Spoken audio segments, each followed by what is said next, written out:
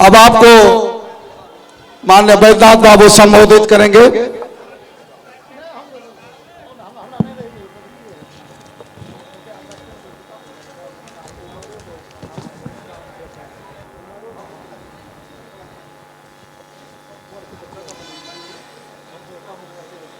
सुपौल की इस पावन धरती पर दूर दराज से आए हुए हमारे भाई बंधु मित्र अभिभावक माता बहनें युवा साथी मेरे सगे संबंधी और हमारे अभिभावक, आप सभी को मेरी तरफ से इस विषम परिस्थिति में चिलचिलाती धूप में इतनी दूरी तय कर यहां पहुंचने के लिए मेरी तरफ से आप सभी को धन्यवाद है और मैं आपका आभार व्यक्त करता हूं। इस सभा का संचालन कर रहे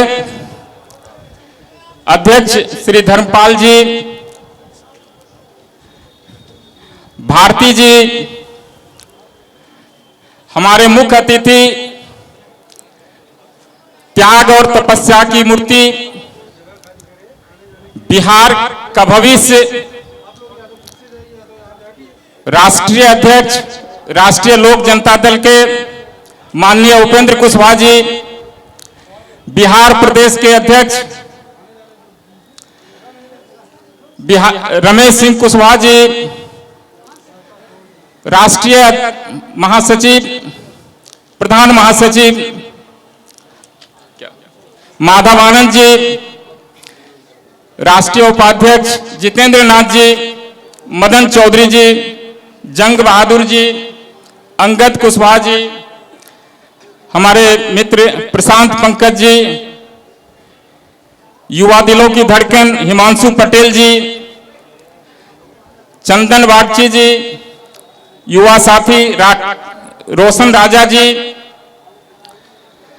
और हमारे जिला के जितने भी पदाधिकारीगण हैं, विशेष करके मैं कुछ नाम जरूर लेना चाहूंगा।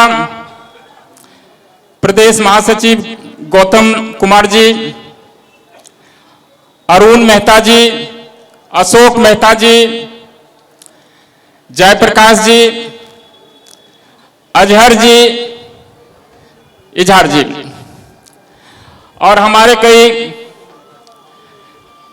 दूर दराज से आए हुए अभिभावकगण भी हैं। गोवर्धन मेहता जी, सीताराम मेहता जी, महेंद्र मेहता जी, नसीब लाल सादा जी,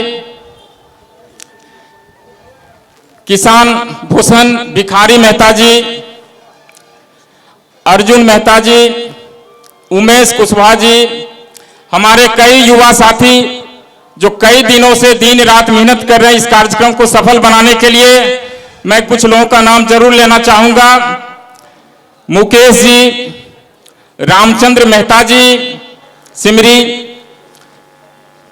प्रमोद मेहता जी, लीलांबर मेहता जी, अनिल जी, सुनील जी बघेली, अरुण मेहता जी, पूर्व जिला परिषद मानगंज, जगदीश मेहता जी, मुखिया कंजारा एवं कई ऐसे साथी हैं जो प्रत्यक्ष और प्रत्यक्ष रूप से इस कार्यक्रम की तैयारी के लिए जुड़े हुए थे और इस कार्यक्रम को सफल बनाने में हर संभव प्रयास किया। दोस्तों, आप सभी इतनी दूर से आए हैं और आप सबों को लग रहा होगा जो हमने अपनी 7 वर्षों की शेष नौकरी को क्यों छोड़ दी, जबकि वहां सारी सुविधाएं उपलब्ध थी। लगभग 2 लाख रुपए मासिक वेतन थी। भारत सरकार में वित्त मंत्रालय में मैं आईआरएस था, जो लगभग आईएएस होता है जो कलेक्टर होते हैं, आईपीएस जो पुलिस में जाते हैं और आईआरएस जो रेवेन्यू सेवा में जाते हैं। तो इस तरह का पद था और मैंने अपने 7 साल की नौकरी क्यों छोड़ दी। बिल्कुल आपके मन में प्रश्न होगा। इसका उत्तर यह है, जो हमारे माननीय राष्ट्रीय अध्यक्ष जब इतनी बड़ी कुर्बानी दे सकते हैं, इतना बड़ा त्याग कर सकते हैं, जो भारत सरकार में केंद्रीय मंत्री रहते हुए वहां से परित्याग दे दिया कुछ मुद्दों को लेकर के, तो मेरी नौकरी लगती है उससे काफी छोटी थी और ये त्याग उनके सामने बिल्कुल कम है। तो मैं माननीय राष्ट्रीय अध्यक्ष उपेंद्र कुशवाहा जी के विचारों से, उनकी नीतियों से और उनके त्याग से इतना प्रभावित हूं, मैंने भी निर्णय लिया जो सुपौल की आम आवाम की भलाई के लिए, उनके दुख दर्द में साथ देने के लिए, किसानों की समस्या को निदान दिलाने के लिए, शिक्षा की व्यवस्था को सुधार करने के लिए, स्वास्थ्य की जो स्थिति है बिल्कुल चरमराई हुई है, उनको कैसे सुदृढ़ किया जाए, बिहार से पलायन को कैसे रोका जाए, ये सारे विषय मेरे मन में आए और मुझे लगा जो पढ़े लिखे लोगों की जरूरत है राजनीति में भी। निश्चित रूप से राजनीति का जो माहौल है बिल्कुल गंदा है और इसमें पढ़े लिखे लोग नहीं आना चाहते, क्योंकि यहां कम संघर्ष नहीं है। तो दोस्तों, मैंने आसान रास्ते का परित्याग कर दिया और मुझे लगा इस संघर्षपूर्ण रास्ते में सफर तय करना ही चाहिए और मैंने निर्णय ले लिया। यह निर्णय मेरे लिए बहुत आसान भी नहीं था। परिवार के लोग, विशेष करके पत्नी, बच्चे और जो माता, भाई बहन, सबसे सलाह लेना पड़ा और इस प्रोसेस में हमें कम से कम 3 महीने लगे और किसी तरह से मैं सभी को सहमत करा पाया। और मैंने कहा अगर हम लोग नहीं आएंगे राजनीति में तो कैसे होगा। इन 85 करोड़ किसान जो गांव में रहते हैं, दिन रात मेहनत करते हैं, विषम परिस्थिति में काम करते हैं, विशेष करके इस क्षेत्र में, बिहार के इस भाग में लगभग तीनों मौसम बराबर 4-4 महीने का होता है। यहां कड़ाके की ठंड पड़ती है, लगभग 2 से 3 डिग्री तक तापमान चला जाता है। गर्मी भी उतनी पड़ती है, 40-42 डिग्री तक होता है और बरसात भी 4 महीना जमकर होती है। और इस विषम परिस्थिति में भी हमारे किसान, उनके परिवार के बच्चे खेतों में काम करते हैं। आप कल्पना कर सकते हैं सर्दी के मौसम में जब 1-2 डिग्री का तापमान हो और आप खेतों में सुबह के 4 बजे 5 बजे उस ठंड में पानी के साथ खिलवाड़ कर रहे हो, गेहूं पटा रहे हो, मक्का पटा रहे हो, तो कैसा अनुभव होता होगा। और दोस्तों, इसके बावजूद भी किसान की स्थिति अगर हम तुलना करें 5 बीघा वाले किसान की और एक चाय वाले दुकान की, एक किराना वाले छोटे दुकानदार की, एक लिट्टी चोखा बेचने वाला एक छोटा दुकानदार हो, तो किसान की स्थिति उस चाय वाले से दयनीय है। और यह सोचकर मुझे काफी दुख होता है जो हमारे अन्नदाता हैं, जिनके परिवार के बच्चे रात दिन मेहनत करते हैं, खुद भी विषम परिस्थिति में मेहनत करते हैं और उनकी स्थिति एक चाय वाले छोटे दुकानदार की से जो चौक चौराहा पर दुकान करते हैं उनसे भी बदतर है। क्या इस समस्या का समाधान है? मैं आपसे पूछना चाहता हूं, क्या 5 बीघा खेत वाले की स्थिति चाय वाले दुकानदार से अच्छी है? अच्छी है? नहीं है, बिल्कुल नहीं है। क्या यह चिंता का विषय है? क्या उनकी स्थिति सुदृढ़ होनी चाहिए? उनकी स्थिति सुदृढ़ होनी चाहिए। क्या हमारे जो नेता हैं इस क्षेत्र के उस दिशा में कुछ काम किया है? उनके पास कोई रोड मैप है? बिल्कुल नहीं है। दोस्तों, यहां सरकार को, सरकार से जुड़े पदाधिकारी को इसमें काम करने की जरूरत है। दोस्तों, मैं छोटा एक दो उदाहरण दे दूंगा। इस वर्ष आलू की खेती हुई, लोगों ने कड़ी मेहनत कर आलू की खेती की और 400 रुपया क्विंटल लेने वाला खरीदार नहीं था आलू का।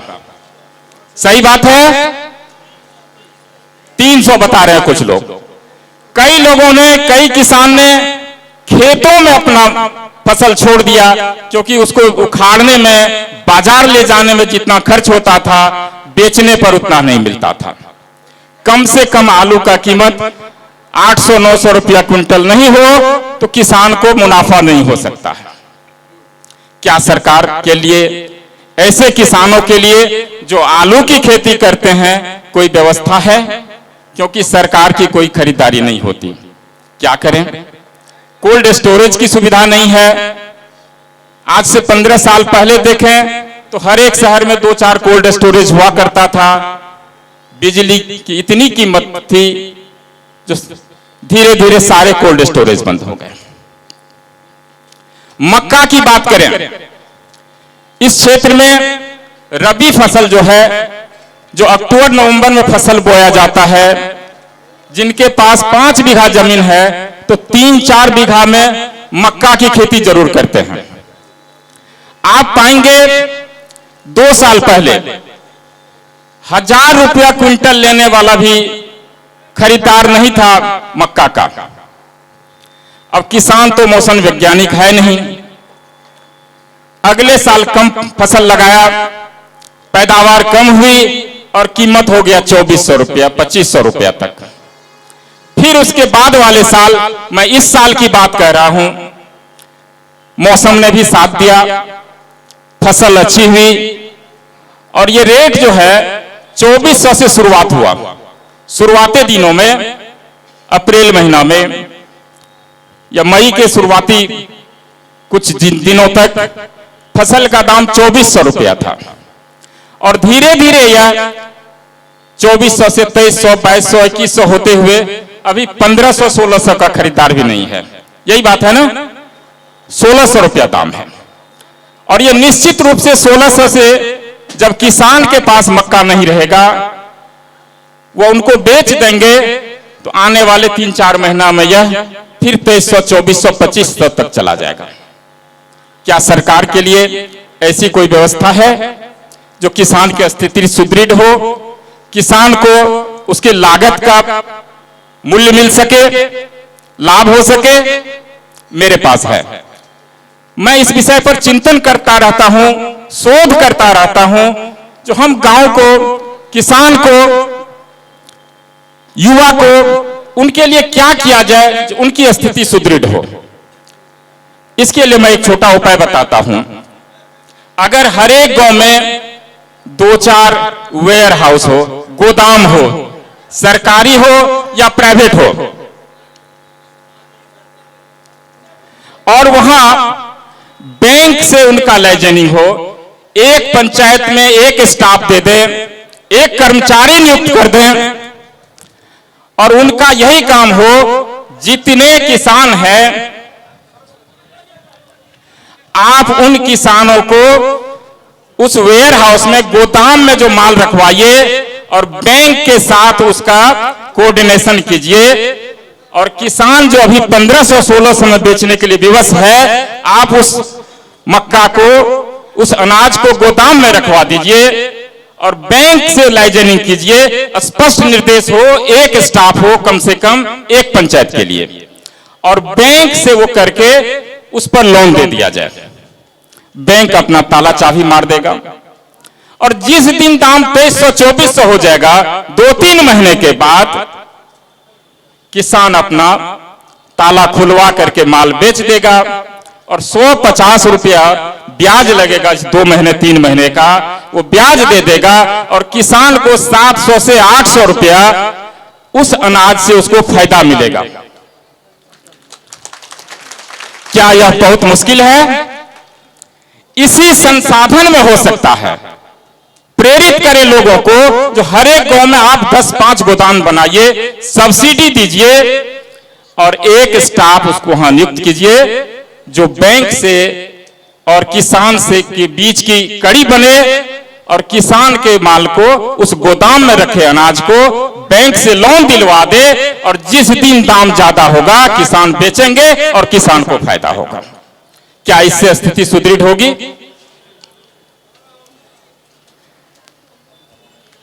अब मैं दूसरा जो मुख्य विषय है शिक्षा का, बिहार का अगर हम नाम लें तो बिहार शिक्षा के क्षेत्र में प्राचीन समय में भी जनक था और यहां विश्व के कोने कोने से लोग पढ़ाई करने आते थे। नालंदा यूनिवर्सिटी था। और आज की स्थिति यह है, जो सरकारी व्यवस्था हमारी शिक्षा की है, जो थोड़े से भी समृद्ध हैं, किसान भी हैं, तो अपने बच्चों को सरकारी स्कूल में पढ़ाना नहीं चाहेंगे। क्या पढ़ाना चाहेंगे? तो किसान क्या करते हैं? गांव के लोग अपनी गाढ़ी कमाई का अधिकांशतः हिस्सा पढ़ाई में खर्च करते हैं, बच्चों की पढ़ाई में। आप पास के भी अगल बगल के जिला मुख्यालय में भी या छोटे शहर में भी आप प्राइवेट स्कूल में दें, वहां बच्चे को रखें तो कम से कम 5 से 6 हजार रुपया खर्च होता है और किसान अपनी गाढ़ी कमाई का खर्च करते हैं। जब बच्चे बड़े हो जाते हैं तो आप हम लोग कोटा, दिल्ली, पटना बड़े शहरों में भेजते हैं मेडिकल और इंजीनियरिंग की तैयारी के लिए। आपको मालूम है क्या खर्च पड़ता है? कम से कम ट्यूशन फी जो कोचिंग वाले लेते हैं लगभग 1.5 लाख रुपया होता है, 12,000 रुपया के आसपास महीना, और रहने खाने में भी कम से कम उतना खर्च होता है। तो 25,000 रुपये महीना हम लोग एक बच्चे के लिए, उसके भविष्य के लिए, उसको इंजीनियर डॉक्टर बनाने के लिए हम यहां से दूर भेज देते हैं, अकेले भेज देते हैं, और उस 25,000 में कम से कम 40 मन अनाज बेचना पड़ता है एक महीने के लिए, एक बच्चा के लिए। क्या किसान की स्थिति सुदृढ़ होगी? बिल्कुल नहीं होगी। इसके भी उपाय हैं, क्या करें? आप पाएंगे सरकारी कॉलेज में, मेडिकल कॉलेज की मैं बात कर रहा हूं, 10,000 कम से कम सीट है सरकारी कॉलेज में, जहां लगभग मुफ्त में पढ़ाई होती है। और अगर हम तुलना करें उसके प्राइवेट कॉलेज से, तो वहां कम से कम 80 से 90 लाख रुपया खर्च होता है 4.5 साल की पढ़ाई के लिए। क्या किसान के बच्चे, गरीब के बच्चे, गांव में रहने वाले लोग प्राइवेट कॉलेज में पढ़ा पाएंगे? क्योंकि हमारे बच्चे, गांव के बच्चे उन लोगों से compete नहीं कर पाते हैं जो शहरों में रहते हैं, बड़े स्कूल में पढ़ते हैं, कॉन्वेंट स्कूल में पढ़ते हैं, दिन रात ट्यूशन पढ़ते हैं, और हमारे गांव के बच्चे उस सरकारी स्कूल में पढ़ते हैं, 2 साल 3 साल मेहनत करके भी पास नहीं कर पाते हैं, वापस घर आ जाते हैं। और अब आप पाएंगे जो 10,000 में 1,000 बच्चे भी सरकारी मेडिकल कॉलेज में दाखिला गरीब के बच्चे नहीं ले पाते, क्योंकि लगभग 600 नंबर लाना पड़ता है नीट एग्जाम में। क्या इसके उपाय हैं? उपाय हैं। अगर आप उनके लिए ऐसी व्यवस्था कर दें जो कम से कम 5 साल पंचायत स्तर के जो स्वास्थ्य केंद्र हैं, वहां आप बोलेंगे जो सरकारी कॉलेज में अगर पढ़ते हो, सरकारी मेडिकल कॉलेज में, तो 5 साल आपको अपनी सेवा गांव के स्वास्थ्य केंद्र में देना पड़ेगा। क्या पटना, दिल्ली में रहने वाले लोग गांव में, छोटे गांव में अपने बच्चे को नौकरी करने देंगे? नहीं देंगे। जब ऐसी व्यवस्था हो जाए तो हमारे गांव के बच्चे जो 500 नंबर लाए हैं, किसान के बच्चे 450 नंबर लाए हैं, उनका दाखिला हो जाएगा। क्योंकि उनके साथ शर्त होगी, या तो आप सरकारी व्यवस्था में पढ़ते हो मेडिकल कॉलेज में, तो आपको 5 साल कम से कम सेवा देनी पड़ेगी पंचायत के स्वास्थ्य केंद्र में, या फिर आप प्राइवेट में पढ़ो या पूरी फीस देकर के उसी कॉलेज में पढ़ो। सभी भाग जाएंगे। धनी आदमी के बच्चे शहरों में, बड़े शहरों में रहने वाले बड़े बाप के बच्चे दाखिला नहीं लेंगे, वो प्राइवेट कॉलेज में, मेडिकल कॉलेज में चले जाएंगे, और हमारे गरीब के बच्चे जिनको कम मार्क्स मिला है उनका दाखिला मेडिकल कॉलेज में हो जाएगा, और वो गांव में भी काम करेंगे, और उस दौरान वो प्राइवेट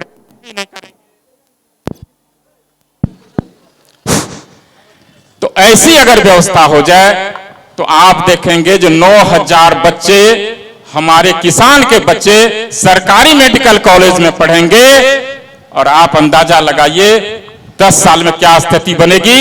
हर एक गांव में MBBS MS डॉक्टर होंगे, MD डॉक्टर होंगे, और हमारी स्वास्थ्य व्यवस्था सुधरेगी। दोस्तों, ऐसी कई समस्याएं हैं जिस पर हमने शोध किया है, और हमें लगता है जो संसाधन सरकार के पास है उन्हीं संसाधन से सारी समस्याओं का समाधान हो सकता है। जरूरत है आप सभी का प्यार का, आपके आशीर्वाद का। आप अपना समर्थन दें। यहां के सभी लोग जिस दिन बैद्यनाथ मेहता बन जाएंगे, अपना परिचय बैद्यनाथ मेहता देंगे, जो मैं भी बैद्यनाथ मेहता हूं, तो निश्चित रूप से यह हो सकता है। आपको बैद्यनाथ मेहता बनने की जरूरत है। आप हमारे साथ साथ चलिए, और मैं आपको विश्वास दिलाता हूं, आपने जितनी उम्मीद नहीं की होगी उससे ज्यादा मैं आपके विश्वास पर खरा उतरूंगा, और आपकी समस्या का समाधान होगा। मैं अंत में यही कहूंगा, जो आप हमें अपना आशीर्वाद दीजिए, अपना प्यार दीजिए। हमारे कई युवा साथी हैं, हजारों साथी हैं, और इस कुछ समय ही में ही कम से कम 2 से 3 हजार युवा साथी हमसे जुड़ चुके हैं, और वो सभी पार्टी में आना चाहते हैं, हमारे साथ आना चाहते हैं। और इस तरह हम लोग उपेंद्र कुशवाहा जी जो हमारे राष्ट्रीय अध्यक्ष हैं, उनको मजबूती दे पाएंगे, और निश्चित रूप से जिस बिहार की कल्पना हमने की है, जो गौरवशाली बिहार हमारा रहा है, जो गौरवशाली इतिहास हमारा बिहार का रहा है, हम उसको जरूर पालेंगे। इन्हीं चंद शब्दों के साथ मैं अपना वक्तव्य समाप्त करता हूं। समय का काफी अभाव है, बहुत सी बातें बोलनी थी, हमें कम से कम 2-3 घंटे चाहिए था, लेकिन निर्देश आ रहा है जो शाम हो चुकी है।